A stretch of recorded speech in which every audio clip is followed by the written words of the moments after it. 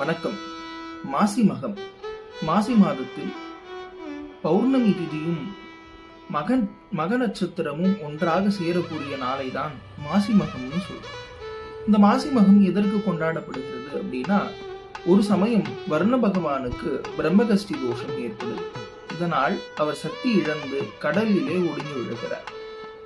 நீர் இல்லைன்னா உயிர்கள் எப்படி இயங்கும்? அப்போ தேவர்கள் எல்லாம் சிவபெருமான் கிட்ட விண்ணப்பம் வைக்க, சிவபெருமான் அந்த பிரம்மகஷ்டி தோஷத்தை நீக்கி அனுக்கிரகம் பண்றார்.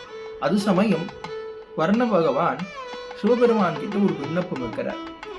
இந்த நாள்ல யார் யாரெல்லாம் நீர்ல நீர் ஆடுறாங்களோ அவங்க எல்லாருக்கும் பெருமானே உங்களுடைய அனுக்கிரகம் வேண்டும் விண்ணப்பம் வைக்க, அதற்கு பெருமானும் சம்மதம் தெரிவிக்கிறார்.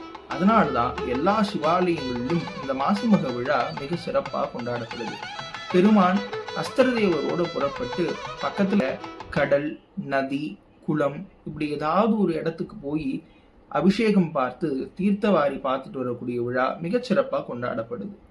இது குறித்த பழமையான செய்தியா ஞானசம்பந்த பெருமான் மயிலாப்பூர் திருப்பதிகத்துல மாசி கடலாட்டு கண்டான் கபாலி சரத்தமர்ந்தான்னு சொல்லி பதிவு செய்கிறார். ராஜராஜ சோழனுடைய காலத்துல திருப்பராய்த்துறை தலத்துல மாசி மாதம் ஒரு மகத்தன்னைக்கு அமுது படையில் நடப்பதற்கான நிபந்தம் தரப்பட்ட செய்தி கிடைக்குது. அதே மாதிரி முதலாம் குலோத்துங்க சோழனுடைய காலத்துல நவலோக வீரன் அப்படின்ற மன்னனுடைய கல்வெட்டுல இந்த நீராட்டு குறித்த செய்திகள் கிடைக்குது. இன்னும் பல நிபந்தங்கள் இந்த விழாக்காக தரப்பட்டதாக நமக்கு தெரிய வருது. எத்தனை பழமையான விழா அப்படின்னு பாருங்க. இது தவிர்த்து